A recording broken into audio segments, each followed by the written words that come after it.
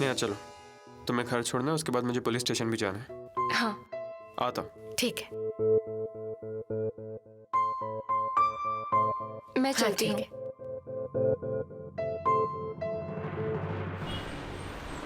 मुझे ड्रॉप करके तुम पुलिस स्टेशन में जाओगे? हाँ क्यों? नेहा, कभी कभी अच्छा लगता है। रात को जब मैं जाता हूँ तो अकेला होता हूँ और शांत माहौल होता है। सोचने के लिए अच्छा टाइम मिल जाता है। हाँ, पर ज्यादा देर मत करना। नहीं नेहा, और वैसे भी घर पे आई थोड़ी ना। सच कहूँ तो मुझे अकेले को घर जाने का मन ही नहीं करता। बस कुछ ही दिन आ जाए। जानता हूँ, बस कुछ ही दिन।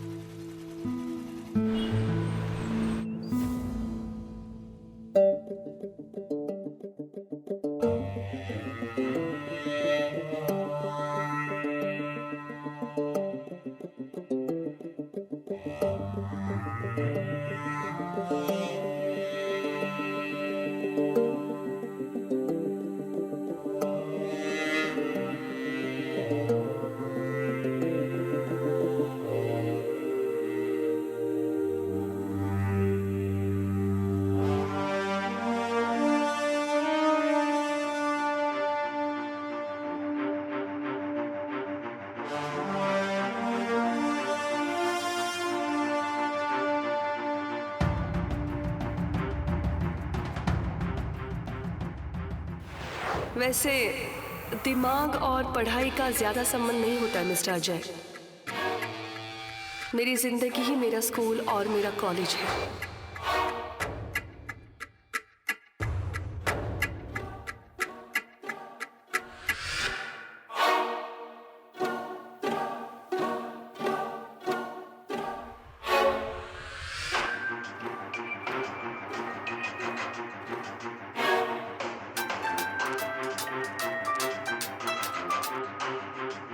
हेलो। नमस्ते मीरा मैडम। हाँ बोलिए इंस्पेक्टर। मैडम, आपसे कुछ सवाल पूछने हैं मुझे। क्या?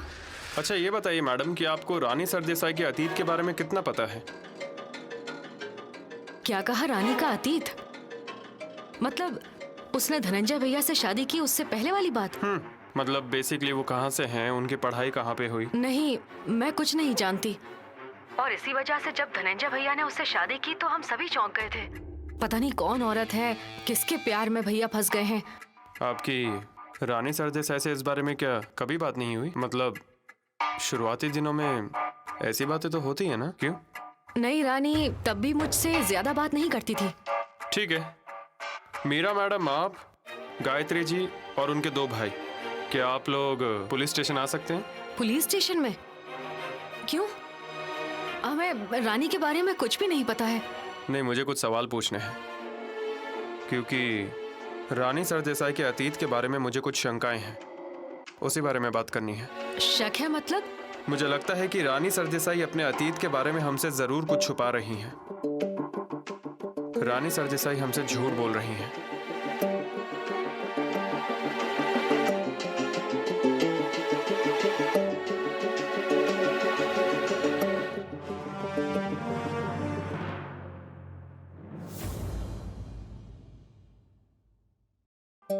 मैडम, आप कुछ भी खा क्यों नहीं रहे हैं? मुझे किसी चीज का स्वाद नहीं आ रहा। थोड़ा तो कुछ तो खा लीजिए। नहीं, एसिडिटी है मुझे। रात भर जग रही थी। तिवारी कहाँ गया होगा ये सोचकर नींद ही नहीं आई। मैडम, क्या आप तिवारी का पता जानती हैं? मैं जाता हूँ ना वहाँ यूपी में। अरे नहीं शरद, कम से कम अब तुम दोनों तो मेरी आंखों के सामने रहो। अब बस तुम दोनों का ही सहारा है मुझे, कहीं मत जाओ। मैडम, तिवारी के बारे में सोचकर आप परेशान मत होइए। पुलिस ढूंढ रही है ना उसे। पुलिस धनंजय और पटवर्धन के खूनी को भी ढूंढ रही है। क्या हुआ? कुछ नहीं। कहते हैं ना, इंसान के साथ ही उसके भोग खत्म होते, कुछ ऐसी हालत है मेरी।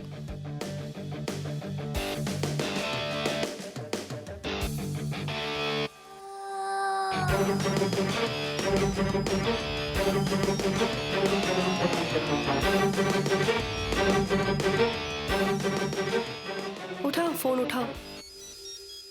नहीं, उठा लो। मीरा मैडम का फोन है। जानती हूँ मैं, तभी तो कह रही हूँ उठा लो। अब मेरा किसी भी बात से कोई मतलब नहीं, जिसके मन में जो आए वो करे। उठा लो, या तो उठाकर उसे ये बता दो कि आज से मुझे फोन मत करो, मैं बात नहीं करना चाहती। बताओगी? ठीक है।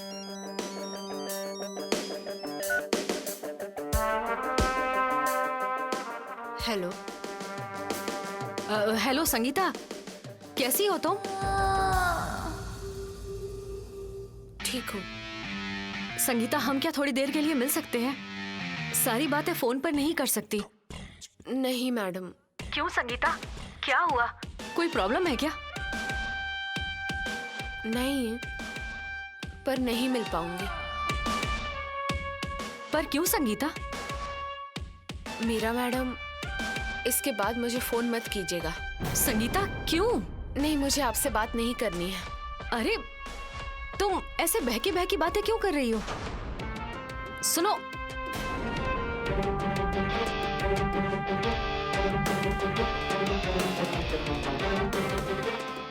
Thank you Sangeeta. चलो, एक मुसीबत टल गई।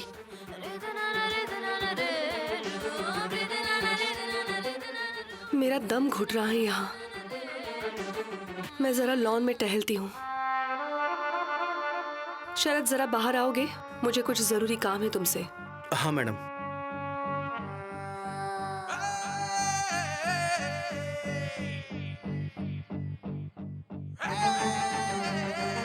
शाबाश। शायद संगीता वहां से बात नहीं कर पा रही है।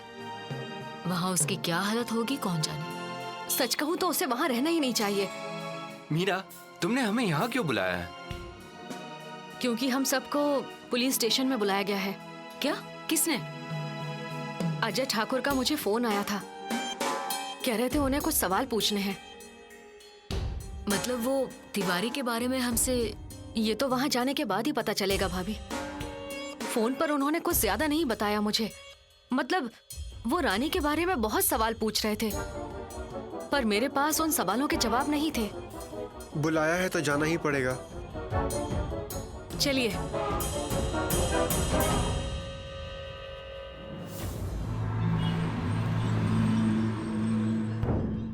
आई फ्रेश लग रही है।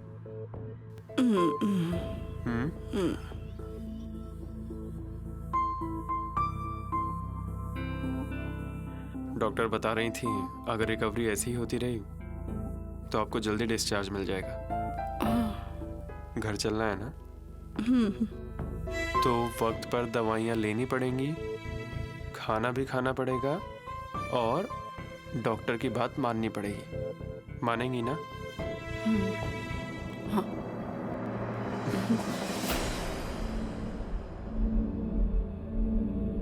वाह रानी वाह, संगीता को अच्छे से लपेटे में लिया है तुमने। कमाल कर दिया। इसमें भी कितने दिन लग गए देखा ना। अरे जाने दो ना, आखिरी समय में क्यों ना सही, पर तुम कर तो पाई ना। थक गई हूं मैं शरद।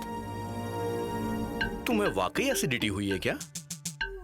रात भर नहीं सो पाई मैं। क्यों?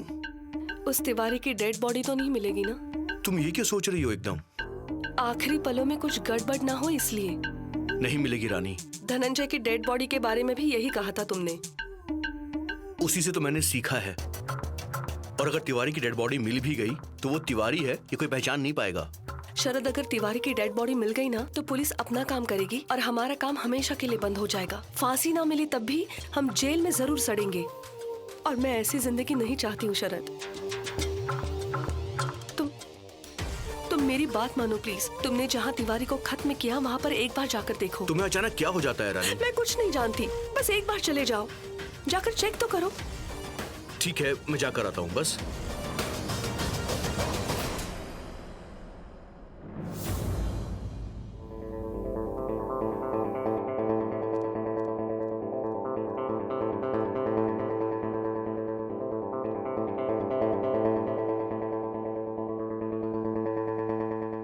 जय हिंद सर।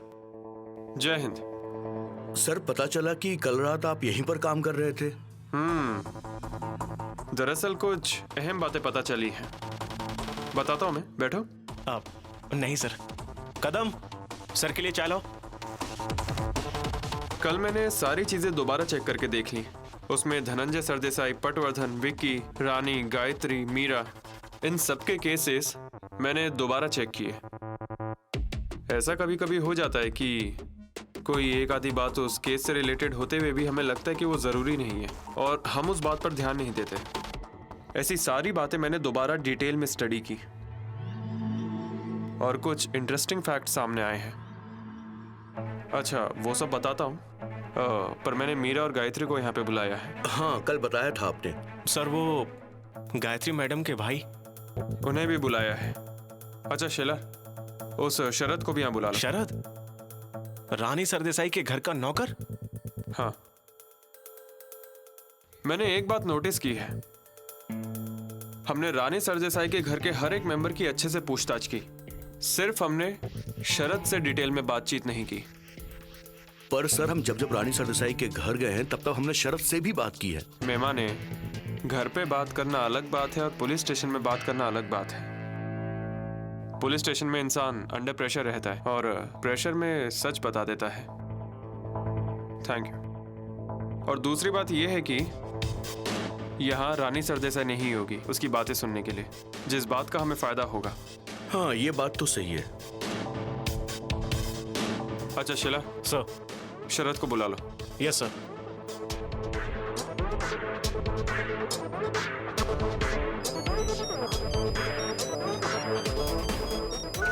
हेलो। हाँ शरद, सहायक उप निरीक्षक नितिन शेलार बोल रहा हूँ। हाँ बोलिए साहब। अजय सर तुमसे कुछ बात करना चाहते हैं, तुरंत पुलिस स्टेशन आ जाओ। अभी मैं पुलिस स्टेशन हूँ। एक बार कही बात समझ नहीं आती, चल निकल तुरंत। हाँ ठीक है। सर ये शरद मुझे बहुत ही तेज लग रहा है। देखते हैं, आने दो उसे। अच्छा, क्या तुमने किसी को यूपी भेजा है? हाँ, 2 लोगों को भेजा है सर। और क्या प्रोग्रेस? उन्हें तिवारी के घर का पता मिल गया है सर। मुझे यकीन है कि तिवारी वहां नहीं होगा। मुझे पुलिस स्टेशन बुलाया है। क्यों? पता नहीं क्यों, वहां जाकर पता चलेगा। जाकर देखता हूँ। मत जाओ। नहीं गया तो उन्हें शक हो जाएगा। पुलिस को कोई क्लू तो नहीं मिला होगा ना?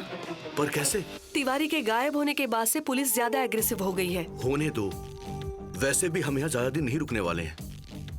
हम पक्का यहाँ से निकल पाएंगे ना? यकीन रखो। तुमसे कोई गलती तो नहीं हुई ना शरद? ऐसा क्यों बोल रही हो तुम? तो फिर तुम्हें क्यों बुलाया है पुलिस स्टेशन में? अरे रानी, इसके पहले 50 बार तुम्हें पुलिस स्टेशन में बुलाया, तब तो हम लोग नहीं डरे ना। मुझे तो आज पहली बार बुलाया है, तुम फिक्र मत करो। तिवारी के बारे में ही पूछेंगे तुमसे। पूछने दो, किसी के बारे में भी पूछने दो। मैं ऐसे जवाब दूंगा कि कोई कुछ समझ ही नहीं पाएगा। शरद, ओवर स्मार्ट मत बनो। रानी, मैं कोई छोटा बच्चा थोड़ी ना हूँ। तुम पहले टेंशन लेना तो बंद कर दो। मैं यहाँ से जाना चाहती हूँ शरद। तिवारी ने हमें खुद को मारने पर मजबूर नहीं करना चाहिए था। ये तो हमारे प्लान का हिस्सा ही नहीं था। पता नहीं क्यों, पर मुझे लग रहा है कि ये तिवारी ही हमें फंसाएगा। जीते जी नहीं फंसा पाया, पर मरने के बाद फंसाएगा। पहले तुम शांत हो जाओ रानी। मैं जा रहा हूँ वहां पर, तुम टेंशन मत लो।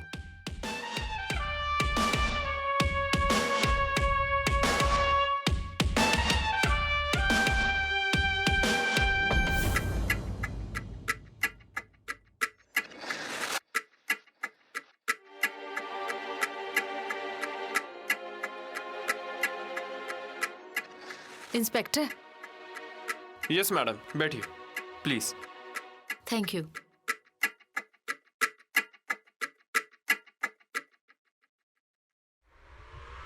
इंस्पेक्टर, आपने हमें यूं अचानक क्यों बुला लिया? क्या मीरा मैडम ने आपको बताया नहीं? मेरी इनसे फोन पे बात हो गई थी। नहीं, सब कुछ नहीं बताया। ठीक है, मैं बताता हूँ। जिस दिन तिवारी गायब हुआ उसी दिन हमने उसका फोन सर्विलेंस पे डाल दिया था और उन सर्विलेंस रिपोर्ट से हमें यह बात पता चली कि आप उसके कांटेक्ट में थी। उससे कांटेक्ट में रहने की क्या वजह थी?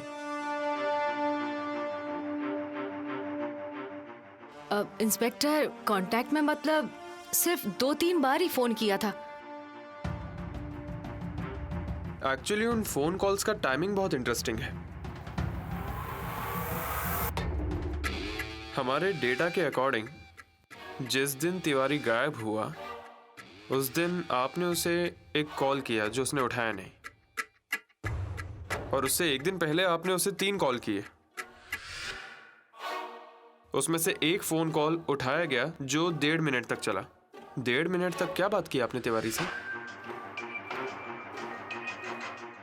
नहीं मतलब ये कोई कैजुअल फोन कॉल तो नहीं होगा, और ना ही आपने उसे फोन करके उसकी तबीयत के बारे में कुछ पूछा होगा। Am I right? नहीं इंस्पेक्टर साहब, बात यह है कि मतलब हाँ, हम मानते हैं कि हम तिवारी के कांटेक्ट में थे। हमसे क्या मतलब है? हम मतलब आप अकेली या आप दोनों? नहीं, फोन पर मैंने बात की थी। और क्या बात की आपने? दरअसल हमें उससे थोड़ी जानकारी चाहिए थी। कैसी जानकारी चाहिए थी आपको? हमें यही लगता था कि उसे धनंजय भैया के खून के बारे में जरूर कुछ ना कुछ पता होगा, इसीलिए हमने उससे बात की। अगर ऐसे डायरेक्टली सवाल पूछने से जवाब मिल जाते तो ये पुलिस डिपार्टमेंट भला क्यों होता मैडम? हाँ, पर ये तो हमारा सिर्फ शक था इंस्पेक्टर। आपको जिस बात पर शक था वो बात आपने हम लोगों से शेयर क्यों नहीं की मैडम?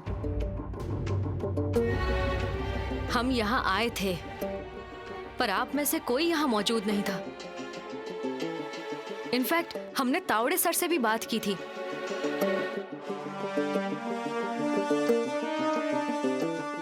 अच्छा ठीक है, आपका वो इन्वेस्टिगेशन हो गया, तो ये इन्वेस्टिगेशन करके आप किस नतीजे पर पहुंची?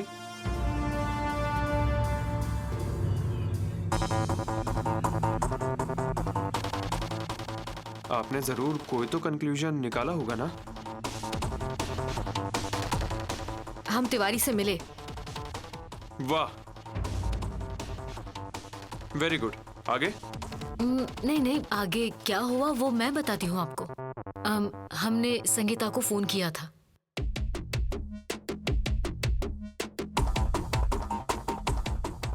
संगीता?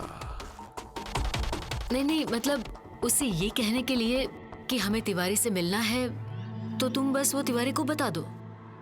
संगीता ने बता दिया, तिवारी मान गया, तो हम जाकर उससे मिल आए, बस इतना ही। ठीक, फिर क्या हुआ आगे मिलने के बाद? तिवारी हमसे मिला पर हमें उससे कोई जानकारी नहीं मिली।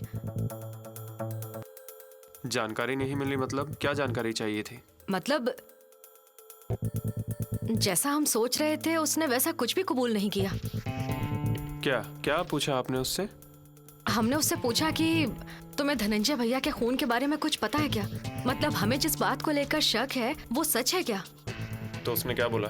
वो कुछ भी नहीं बोला, बल्कि मुझे डर लग रहा है बार बार यही कहे जा रहा था,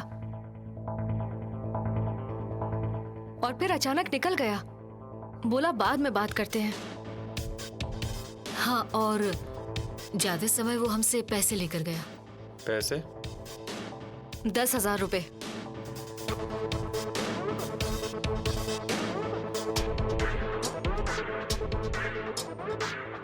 चलिए ठीक है, अब मुझे ये बताइए आपने तिवारी को गायब क्यों किया है? हमने? हाँ मतलब आपने अभी हमें जो कुछ भी बताया है उससे यही बात सामने आ रही है कि आपने तिवारी को फोन किया, वो आपसे मिलने आया, वो आपसे मिला, आपने उससे कुछ सवाल पूछे, पर आपको जो जानकारी चाहिए थी वो नहीं मिली, जिससे आप चिढ़ गई। तो फिर आपने उसे दोबारा मिलने के लिए बुलाया और ऑब्वियसली वो बिना किसी को बताए आपसे मिलने आया, और फिर आपने उसे गायब कर दिया। नहीं इंस्पेक्टर, हमने ऐसा कुछ नहीं किया। सर्कमस्टेंशियल एविडेंस के बेसिस पे हम इस निष्कर्ष पर पहुंचे हैं। इंस्पेक्टर, आप बेबुनियाद बातें कर रहे हैं जो गलत है। ऐसा कुछ भी नहीं हुआ है और हम ऐसा क्यों करेंगे भला? क्योंकि आपको डर था मैडम कि तिवारी आकर हमें यह बताता कि आप दोनों इस गुनाह में शामिल हैं। नहीं नहीं इंस्पेक्टर, हम इस गुनाह में बिल्कुल भी शामिल नहीं है। तो यूं छिप छिपाकर तिवारी से मिलने की क्या जरूरत थी? वैसे तो छोटी छोटी बातों को लेकर आप हमारे सिर पर चढ़कर हमसे सवाल जवाब करती हैं, तो फिर ये बात आपने हमसे शेयर क्यों नहीं की? इंस्पेक्टर, हम सिर्फ जानकारी इकट्ठी करने की कोशिश कर रहे हम भी थे। तो वही करते मैडम। तो फिर इसके लिए एक पर्सनल पुलिस स्टेशन खड़ा करने की क्या जरूरत थी? क्योंकि इस केस में हमें कोई भी प्रोग्रेस नजर नहीं आ रही है इंस्पेक्टर। और उसकी वजह है कि आप जैसे ओवर स्मार्ट लोग हमारे काम में टांग अड़ाते हैं मैडम। इंस्पेक्टर ठाकुर, मैं बस अपने भैया के खूनी को। Madam enough!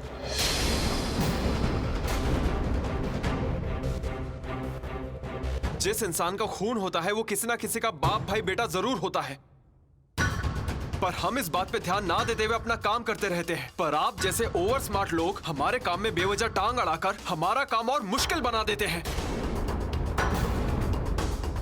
हमारी वजह से आपका कौन सा काम मुश्किल हुआ है इंस्पेक्टर? हमने तिवारी का बाल भी बांका नहीं किया है। तिवारी कहाँ गायब हो गया हमें कुछ नहीं पता। अगर तिवारी हमें कोई जानकारी देता तो वो आकर हम आप ही को देते। इंस्पेक्टर, हम सिर्फ इतना सोच रहे थे कि वो शायद पुलिस को नहीं बता पा रहा है तो शायद हमें बता दे। और ऐसा आपको क्यों लगा? क्योंकि हम एक दूसरे को कई सालों से जानते हैं, इसलिए। संगीता से हमें पता चला था कि तिवारी बहुत डरा हुआ है और वो बार बार गांव जाने की बात कर रहा है। हमने सोचा कि यही सही समय है। इसी समय में अगर हम उससे पूछेंगे, उसे पैसे देंगे, तो हो सकता है वो अपना मुंह खोले। तो क्या उसने मुंह खोला? नहीं ना, बल्कि मामला और बिगड़ गया। तिवारी गायब हुआ या उसे गायब किया गया, पर आपकी वजह से हमारे हाथ से एक जरूरी संदिग्ध निकल गया। मैम, आपको हम पर या हमारे काम करने के तरीके पर शुरू से ही भरोसा नहीं था, पर आपने जो किया है उसके बाद हम अपने काम में, अपनी तहकीकात में और पीछे हो गए हैं। इस गुनाह में आप शरीक नहीं होंगी, पर जो गुनहगार है वो तो इससे अलर्ट हो गया ना। तिवारी आपको कुछ बता पाता उससे पहले उसे ही गायब कर दिया गया। अब अगर तिवारी के साथ कुछ गलत हुआ तो उसकी जिम्मेदार सिर्फ आप होंगी।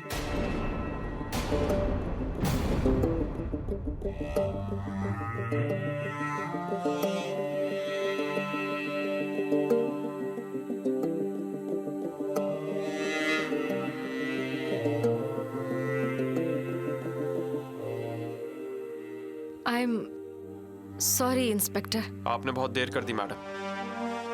मेरा दूसरा सवाल, गायत्री मैडम, रानी सरदेसाई के अतीत के बारे में, उनके बैकग्राउंड के बारे में क्या आपको कुछ पता है? नहीं। कुछ नहीं पता है आपको? आपके हस्बैंड ने जिस औरत के लिए छोड़ दिया आपको, उस औरत के बारे में आपने कुछ नहीं पूछा अपने हस्बैंड से?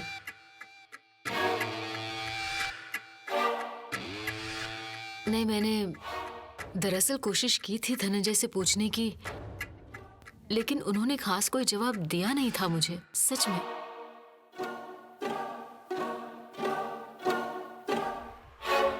क्या तुम दोनों को कुछ पता है? रानी सरदेसाई जब तुम दोनों के साथ कंपनी में काम कर रही थी, तब उनके मुंह से कोई बात सुनी थी तुम लोगों ने?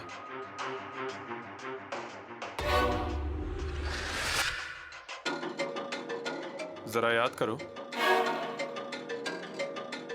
सर, मैं एक बात कबूल करता हूँ। जीजा जी ने रानी से शादी का फैसला किया तब वो औरत कौन होगी ये जानने के लिए मैं क्यूरियस था, और इसलिए मैंने ऑफिस में रानी की फाइल ढूंढ निकाली। फिर? पर उस फाइल से सारे सर्टिफिकेट्स गायब हो चुके थे। Okay, interesting. आगे? सर, जिस रैक में हम लोग एम्प्लॉयज के अपॉइंटमेंट लेटर और फाइल्स रखा करते थे, उस रैक में मैंने जब देखा तब वहां मुझे किसी फटे हुए कागज का एक टुकड़ा मिला। वो रानी के सोलापुर के स्कूल का लिविंग सर्टिफिकेट था। पर उस स्कूल का नाम मैं ठीक से देख नहीं पाया, पर वो स्कूल सोलापुर का ही है। और हाँ, उस सर्टिफिकेट पर रानी की फोटो भी थी। सर चाहे तो आप ऑफिस में किसी से भी पूछ सकते हैं। आपको शायद जादव से पूछना चाहिए।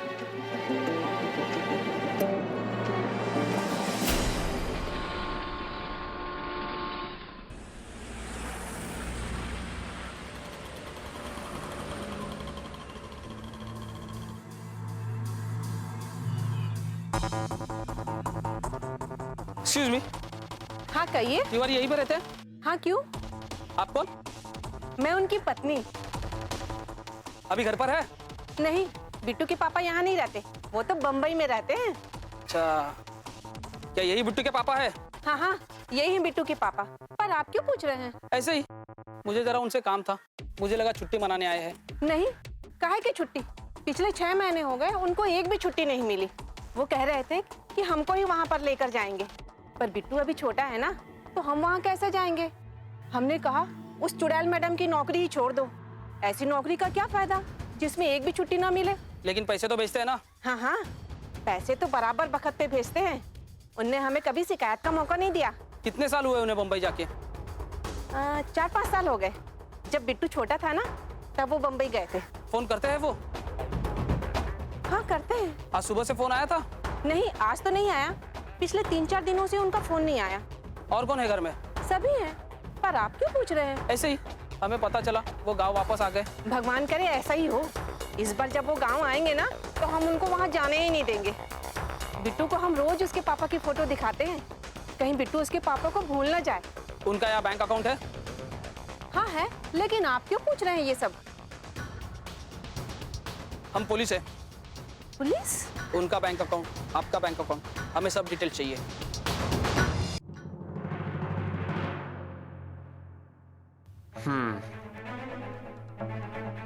सोलापुर का स्कूल। जी सर। अच्छा, तुम्हारी कंपनी के एचआर से बात करके हम रानी के बारे में सारी इन्फॉर्मेशन तुम्हारे डेटाबेस से निकाल सकते हैं ना? सर, जो एम्प्लॉइज जॉब छोड़कर जाते हैं या फिर जिन्हें काम से निकाला जाता है, उनका डेटा हम नहीं रखते। और रानी तो कंपनी की मालकिन बन गई थी, तो इसलिए उसकी सारी डिटेल्स सिस्टम में से क्लियर किए गए होंगे। अच्छा शीला सर।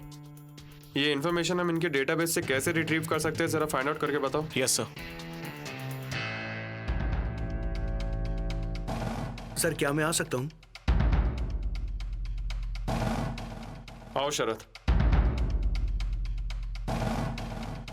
सर, आपने मुझे बुलाया था? तुमसे कुछ सवाल पूछने हैं। सवाल? और मुझसे? ठीक है, पूछिए ना साहब। पहले ये बताओ कि सरदेसाई के यहाँ तुम कितने सालों से काम कर रहे हो? 2 साल हो गए हैं साहब। 2 साल? अच्छा, मतलब जब रानी सरदेसाई की शादी हुई तुम भी उसके आसपास ही आए? नहीं, अब थोड़ा पहले साहब। जब मैंने यहाँ पर काम शुरू किया तब गायत्री मैडम घर छोड़ के जा चुकी थी और रानी मैडम आने वाली थी, और साहब उस वक्त बहुत अकेले थे, इसलिए मैं हमेशा साहब के साथ ही रहता था। उनका बहुत भरोसा था मुझ पे साहब। अच्छा, तुम्हारे और उनके बीच कोई बातें होती थी? मतलब क्या वो कभी कोई पर्सनल बात शेयर करते थे तुमसे? नहीं साहब, कभी कभी 1-2 बात मुझसे बोल देते थे, उससे ज्यादा नहीं। वो रानी मैडम के बारे में कुछ बात करते थे? कुछ मतलब सर? मतलब वो कहाँ से हैं, उनका गांव कौन सा है, ऐसी किसी बात का जिक्र हुआ कभी?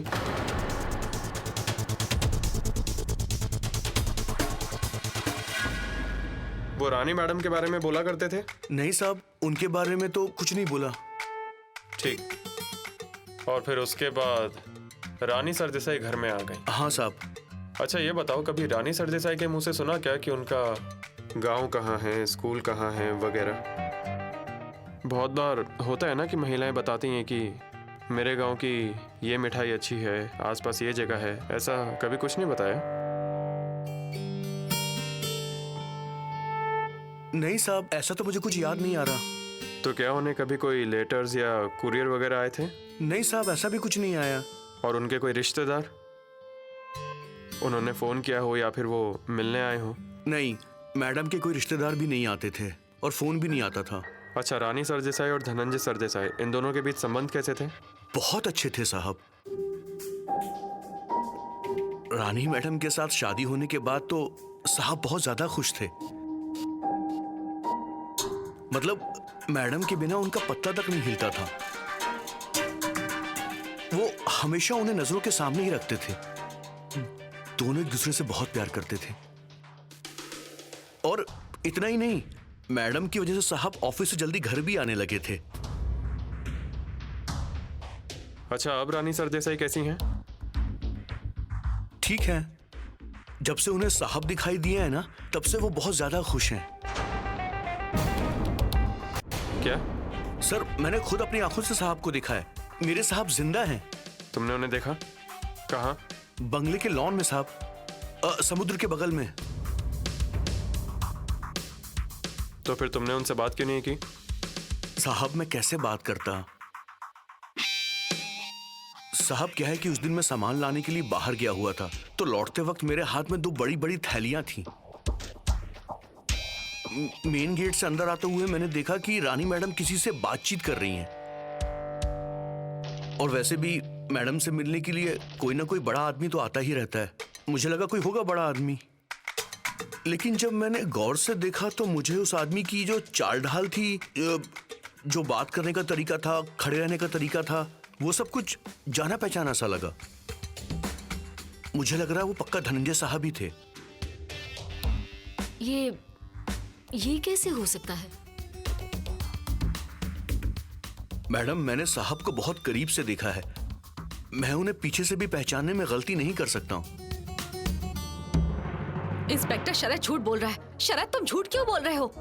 इंस्पेक्टर, धनंजय भैया मर गए हैं, उनका खून हुआ है, ये हम सब जानते हैं। इसे गिरफ्तार कर लीजिए। इससे अच्छे से पूछताछ कीजिए। ये झूठ बोल अगर रहा आप बीच में नहीं बोलेंगी तो अच्छा होगा। इंस्पेक्टर, धनंजय भैया की बॉडी आप ही ने ढूंढी थी ना, और ये बेवकूफों की तरह बड़बड़ाया जा रहा है और आप सुन रहे हैं। इससे पूछताछ कीजिए। तुम क्यों झूठ बोल रहे हो शरद? इंस्पेक्टर साहब, मैं तो एक नौकर हूं साहब, मैं झूठ क्यों बोलूंगा? मुझे भी लग रहा था कि साहब इस दुनिया में नहीं है, पर उस दिन मैडम को साहब के साथ बात करते देखकर मुझे भी सदमा लगा। तो फिर तुमने बात क्यों नहीं की उनसे? साहब, मैं उनसे कैसे बात करता? वो बड़े आदमी हैं। और साहब, मुझे लगा कि वो दोनों बहुत गंभीर बात कर रहे हैं, इसलिए मैंने बीच में उनको टोका नहीं। और वैसे भी रानी मैडम हम लोगों से बहुत अच्छे से पेश आती है, खासकर मुझसे और संगीता से। पर सर, जब वो गुस्सा होती है तो जो मुंह में आता है वो बोल देती हैं, इसलिए मेरी हिम्मत नहीं हुई बीच में बात करने की। और साहब, मेरे हाथ में जो थैलियां थी ना, उससे सामान निकालने में मुझे तकरीबन 10-15 मिनट तो लग ही गए थे। और जब मैं सामान रखकर बाहर आया तो देखा कि रानी मैडम और साहब दोनों ही वहां पर नहीं थे। एक बात तो पक्की है साहब कि कुछ दिनों पहले मैंने धनंजय साहब को रानी मैडम के साथ लॉन में बात करते हुए देखा था। साहब, मैं बिल्कुल सही बोल रहा हूं, वो धनंजय साहब ही थे साहब। तो फिर तुमने हमें पहले क्यों नहीं बताया? नहीं मतलब साहब, मैं कैसे बताता? मुझे लगा कि रानी मैडम तो बताएंगी ही। अच्छा, मुझे ये बताओ कि उस घर में तुम्हें और रानी सरदेसाई को छोड़कर क्या किसी और ने भी उन्हें देखा? नहीं, मतलब मैंने इस बारे में किसी और से कुछ बातचीत नहीं की है। ये बताओ शरद, तुम बीच बीच में कहाँ गायब हो जाते हो? कहाँ जाते हो तुम? नहीं साहब, नहीं गया मैं तो। सच बताओ। साहब, मैडम से बोलना मत। हाँ, मुझे पिक्चर देखने का बड़ा शौक है, मैं पिक्चर देखने जाता हूँ साहब। प्लीज मैडम को मत बताइएगा। ठीक है, आप लोग जा सकते हैं। ठीक है साहब। हाँ, हमारे बीच यहाँ जो बातें हुई हैं वो बाहर किसी और से डिस्कस मत कीजिएगा।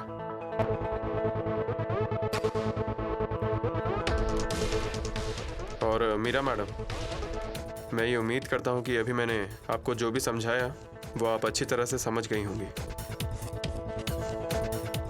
हाँ, और एक बात, हमें इन्फॉर्म किए बिना कोई भी ये शहर छोड़ के बाहर नहीं जाएगा। ठीक है साहब, जा सकते हो। चलता हूँ साहब।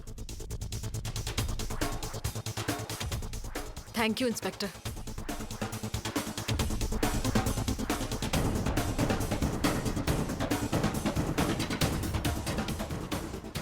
साहब, धनंजय सच में जिंदा होंगे? अगर हमें कुछ पता चलता है तो हम आपको बता देंगे। जा सकती हैं आप।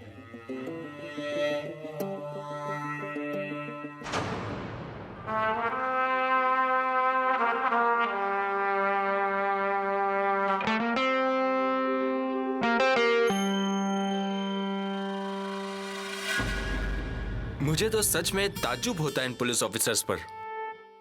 कौन जाने उन्हें ये सब कैसे पता चल जाता है। हाँ, हम सिर्फ ये कहते हैं कि केस जल्द से जल्द सॉल्व हो जाना चाहिए, पर ये काम कितना मुश्किल है ये यहाँ आने से ही पता चलता है। और उसमें रानी जैसा कोई इन्वॉल्व है तो फिर मुश्किल और बढ़ जाती है। जीजाजी ने रानी में क्या देखा होगा, मैं सच में कुछ समझ नहीं पा रहा हूँ। मुझे बस एक बात पर ताज्जुब हो रहा है कि हमें कभी भी रानी के अतीत को लेकर सवाल क्यों नहीं आया। नहीं, मैंने पूछा था उनसे एक बार कि ये औरत कहाँ से आई है, क्या करती है। उन्होंने मेरी बातों को नजरअंदाज कर दिया और मुझसे कहने लगी कि मुझे उसके अतीत से कोई लेना देना नहीं है। हाँ, पर उसका भविष्य मेरे साथ बीतेगा, ये बात पक्की है। रानी ने अगर धनंजय भैया को फंसाया है तो वो किसी को भी फंसा सकती है। क्या पता उसने भैया को हिप्नोटाइज किया था या और कुछ।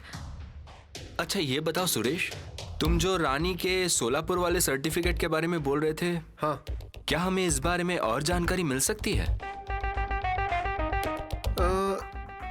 हमें उसका एक्सेस मिल पाना मुश्किल है। कंपनी में किसी को पूछा तो वहां से जल्दी जानकारी मिलेगी ना? हाँ, मैंने कहा ना, जादव से बात करके देखते हैं। हाँ तो फिर बात करते हैं ना, जल्दी पूछ लेते हैं। पर अब वो मिल भी जाए तो कोई फायदा नहीं होगा। क्या मतलब है तुम्हारा? मतलब पुलिस ऑलरेडी रानी का अतीत खंगालने में लगी हुई है ना। हो सकता है कि वो सर्टिफिकेट हमारे हाथ लग जाए और वो सर्टिफिकेट हम पुलिस को दे देंगे। क्यों, सही कहा ना? ठीक है, पर मुझे बार बार यही लग रहा है कि हमने इस बारे में कभी क्यों नहीं सोचा। बात क्या है ना मीरा, कि गुनहगार क्या सोचता है ये सिर्फ पुलिस जान सकती है। हम ना तो गुनहगार हैं ना ही पुलिस हैं, बस साधारण से लोग हैं। तो फिर हम कैसे समझ सकते हैं? सही कहा। कोई बात नहीं, पुलिस को अगर रानी के खिलाफ कोई सबूत मिल जाता है तो ये केस सॉल्व करने में आसानी होगी। मिलेगा, जरूर मिलेगा। रानी का अतीत सीधा होगा ये नामुमकिन है। बात तो सही है, पर अगर हमें ये पहले पता चल जाता तो शायद धनंजय भैया बच जाते।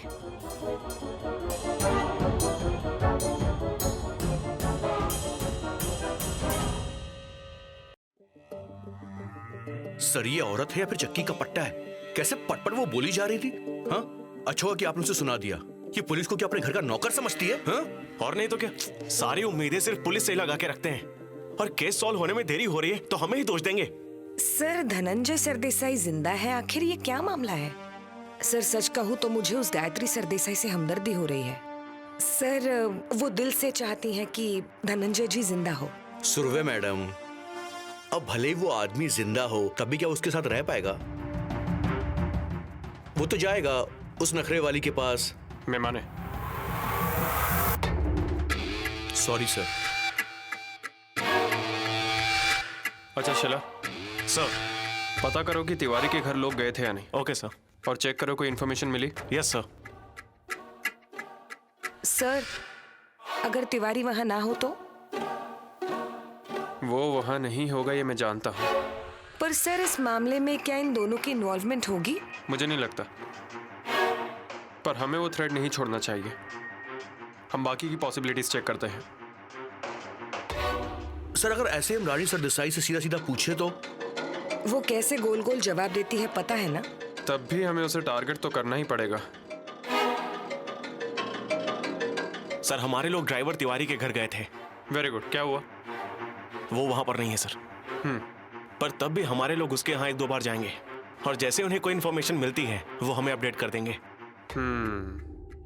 तिवारी वहां नहीं होगा ये मैं जानता था। अच्छा, उनसे कहो कि चेक करें कि वहां पे तिवारी के नाम की कोई पुलिस कंप्लेन रजिस्टर्ड है क्या? Yes sir. और तिवारी के बैंक गया था कोई? क्या मैं अभी चला जाऊं सर? नहीं, 1 मिनट। उससे पहले उस शरद और संगीता, उन दोनों की भी बैंक डिटेल्स खंगालो। Okay sir. और एक बात, सरदेसाई के ऑफिस में जाके देखो कि क्या रानी सरदेसाई के ओरिजिनल डॉक्यूमेंट्स मिल सकते हैं। सर, भले ही वो कंपनी के मालिक हैं, पर वो खुद ही अपना डाटा डिलीट क्यों करेंगे सर? एम्प्लॉय का डेटा डिलीट हो गया होगा, लेकिन जब रानी सरदेसाई इंटरव्यू देने गई होगी तब उसने वहां पे एक फॉर्म भरा होगा। वो फॉर्म हमें रिट्रीव करना होगा और उसमें लिखी इंफॉर्मेशन सही है या झूठी, इस बात का पता लगाना होगा। सर, क्या आपको लगता है कि रानी सरदेसाई ने जो भी जानकारी दी है वो झूठ है? कंफर्म किए बिना कुछ कह नहीं सकते सुरवे, देखते हैं।